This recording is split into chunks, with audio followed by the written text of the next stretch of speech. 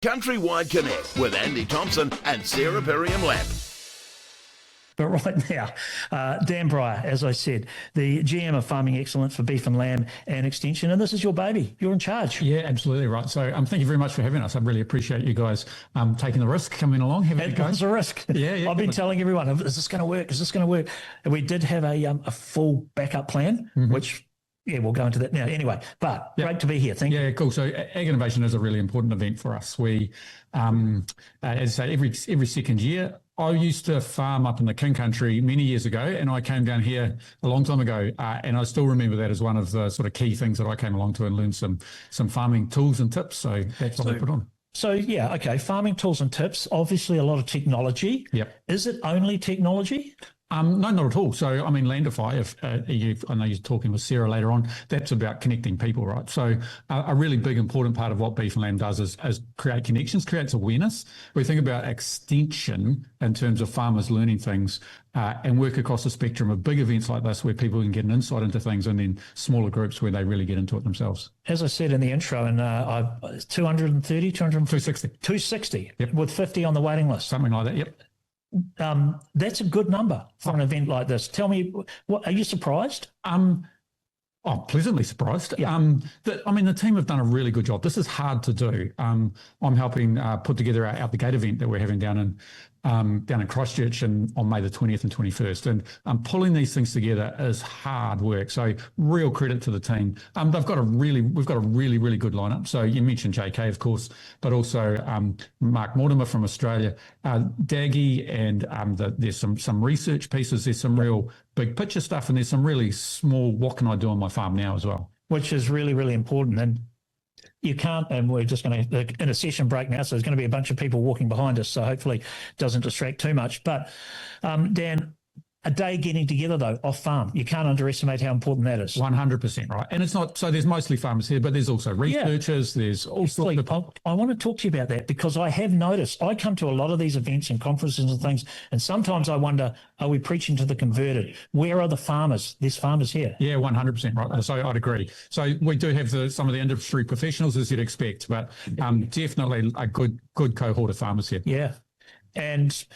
the farmers you want here, you think? I mean, you know, Beef and Lamb, your people on the ground, they know the farmers. They obviously got out there and got them here today. Yeah, absolutely. And the best sales force, you guys who work in sales know this, right? The best sales force is someone else. Yeah. So farmers who've gotten value out of this in the past said to their neighbours, come along, jump in the truck, let's go and have a look at this thing. Day off farm, catch up with a few mates, have a lunch and get some good info. Yeah, absolutely right. And we also, the weather has been rubbish around it. There's a lot of broken farms around us at the moment, and so people still making the time to come is real valuable. Sorry, I've just got to hang up from Damien O'Connor. Sorry, Damien. I don't know how to stop that. That was unfortunate.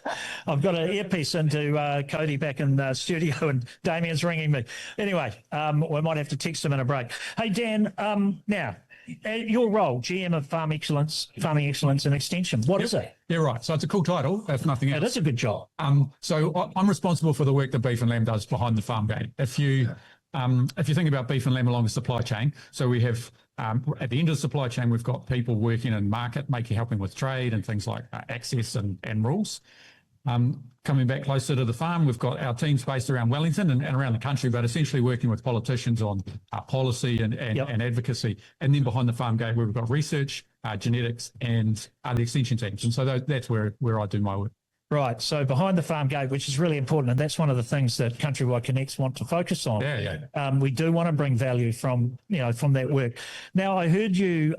One of the problems I have at events like this is I don't often get to hear the speakers because I'm normally trying to set myself up and get everyone in and wrangle everyone to get there on time. But I did get in and have a quick chance to listen to you. Mm-hmm. You ran through kind of like a bit of a shopping list, was it, of what Beef and Lamb has been up to? You're spending farmers' money. What are your priorities? Yep, yeah, great. Yeah, so that's exactly right. So I'm just ran through some of the highlights from last year, and we were spending the levy. So we take the fact that we're looking after other people's money really, really seriously and spend a good amount of time making sure that we're doing that well.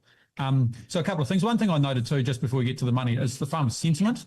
So we've, I'm not sure if you saw that slide, but we survey farmers every quarter, And the sentiment, the farmers who are really excited about our sector is the highest it's been in the last 7 years right at the moment. So really, really good sentiment. Is that purely based on returns though, Dan? Well, some of it absolutely is based on returns. Some of it's based on the new technologies that we're seeing. And people, compared to even 2 or 3 years ago, the vibe in the sector, the fact that we've got 260 people who have dragged themselves off farm to come and learn some stuff is, I think, a really good testament to that. So just on that, you said highest in 7 years. How high? So the number off the top of my head, I think, is 71% of the people that we've surveyed, and so that's 1,000 people. We do a random survey. 71% have got ranked it in the 1 or 2, so net promoter score. All right, so that's really high compared to where was it at its worst? worst? Well, it got down to below 50. Yeah. And the other thing is the negatives, the people who don't think there's a sec, like that's down to single digits, 4-5%. Yeah, right. I'm not sure what they've got to complain about, to be honest. Maybe they all live in South. Oops, did I say that out loud? Sorry, I can't say that. I'll get in serious trouble. Well, I can. No. You can't. I definitely can't. You definitely can't say that. You can't even nod. So let's talk about where the money's going. What are you guys focusing on? Yeah, right. So most of our money goes behind the farm gate. So into our we have 3 key pillars. Farming Excellence, we have our telling the farmer story, and we have for the last one is our advocacy piece. And so most of it's going into the Farming Excellence. And so around about 7 million is going into our research and genetics programs. Really key things there, improve that we're doing in genetics, so helping farmers get access to information about where they can find really good genetics. That used to be called something else. Used to be Sheep Improvement Limited, or SIL. Yeah. And so we 4 or 5 years ago started a program of essentially uplifting that software. And so with that, we've rebranded it. And we've got some very exciting things coming forward for that. We actually will be launching it at the field days, a way for farmers to track genetics across the sector. We've also got our research. And so with our referendum 5 or 6 years ago, we said to farmers we'd like to increase the levy to spend on animal health. And so we've done a lot of work in parasite resistance, and in facial excellence. Yeah, and that's we're going to talk to Ryan a little bit. That's because of where it comes in with Daggy, right? A little bit of that. And interesting, we did some interviews either this week or it must have been last week on facial eczema and the breakthroughs that are being done in there, and that is very, very impressive. Yeah. So I'm really proud of the team. That that's an old disease that's been we've all known about it, and we sort of put up with it for a long time. So really proud of the work that we've done to start to get that science rolling again, try and find some new solutions for farmers. Now one thing I did hear you talking about was your app, an app that's got all your research, a research tool. Yep. Is that it? Talk to me about that, because that's pretty cool. So you're talking about my favourite pet dog, which is Bella. Bella, our beef and lamb online assistant. And so we've built Bella to access all of that, years and years and years of data, which, I hate the idea of research sitting on a shelf somewhere. Yeah. And so Bella, you can jump online, askbella.co.nz, ask it a question like, what should I be thinking about for parasite resistance in Southland? And Bella will answer that question directly for you from our knowledge. Won't hunt off over the internet, find some rubbish about what's happening in Madagascar or Alaska, but really it's useful. An internal tool. Is there an AI? There must be some AI. AI, absolutely, it's AI. Yeah. So because FAR's done something similar as well, haven't they? Yep. Yeah. So FAR's got a similar tool. I'm not entirely sure what theirs is. The really wonderful thing about ours, and the reason why, and it's built off the same sort of tools. We don't want to replicate stuff. We don't want to copy. So the people who built that, AWS, Amazon, are using Bella around the world as an example of great AI and access for farmer tools. And I know the usage of that has just skyrocketed, right? Incredible. I think within a few months we had 5,000 people use it. Remembering there's only 9,500 sheep and beef farmers in the country. Where students, the questions that are coming through, really, really interesting, give us real insights into what people are interested in and want to know more about. Not surprisingly, the things that come up: farm productions, parasites, livestock. Okay. Talking about, we're just about finished, but Out the Gate's coming up in Christchurch on the 20th and the 21st. Really looking forward to that. What can anyone coming along to that look forward to? Yeah, so that is going to be a great week, right? So on the day before the 19th, we've got our sheep breeder forum, and so that's for people who are really, the nerds, frankly, who are into sheep genetics, can learn more about what we're doing there.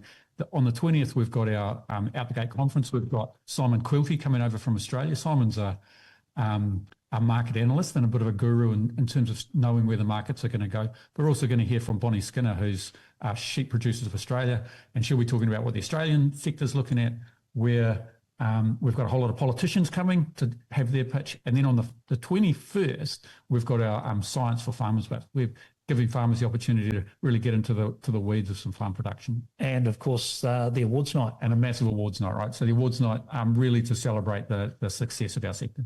Yeah, no, well, that's going to be a great couple of days. And I think CountryWide Connect, from what I can tell, we're going to be there. It is in Christchurch, so I don't have to get on an early morning flight. Nice. But you're going to come down and visit us. Absolutely. Did you manage to combine it, say, with a rugby match or two at our new stadium? No, we didn't. We did think that the stadium wasn't quite finished when we were doing bookings. Otherwise, we'd be there, I suspect. Yeah, I think you might have been. Oh, we do that another time. All right, Dan. Hey, look, really appreciate your time. Thanks for coming in. And I know you're very busy. Back to the farm. Are you heading back up to Hamilton? I'm back to Hamilton this evening, and then I've got some dairy beef work to do tomorrow. Of course you do. Rightio. All right, that is Dan Brier, the GM of Farming Excellence and Extension for Beef and Lamb. CountryWide Connect with Andy Thompson and Sarah Perriam-Lampp.